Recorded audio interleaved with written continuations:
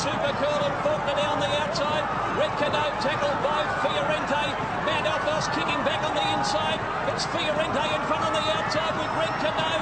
Fiorente and Red Canoe from Waterhouse. Fiorente just in front of Red Canoe, who's coming back. Fiorente by a neck. Oliver's lifting him, and Fiorente won the Melbourne Cup for Gai.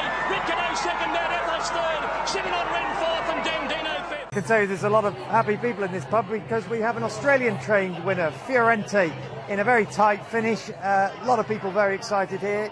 Went off about 6 or 7 to 1 on favourite, sorry. So a lot of people had money on it, and you had a lot of cheering, a lot of people pretty excited, because there have been fears that this race in the past has been dominated by international horses. That wasn't the case today. And for something that lasts, what, about 3.5 minutes, it's a very big deal, this, in Australia.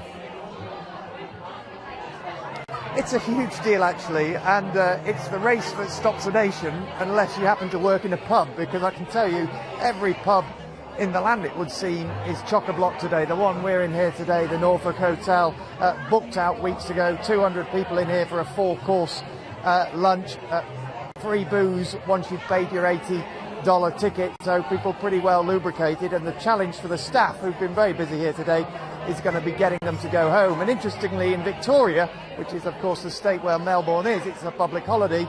Not so in New South Wales, but nobody seems to be doing too much work today.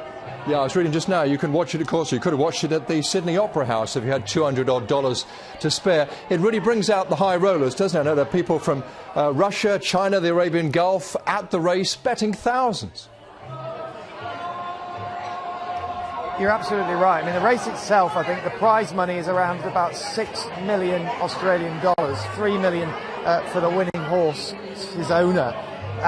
But it's the money that gets spent betting, hundreds of thousands of dollars spent on betting, and then the money that gets spent on all the hospitality. And this pub, they told me it will be the busiest day of their year, busier than New Year's Eve or anything like that. So they've been taking in a fair bit of money too.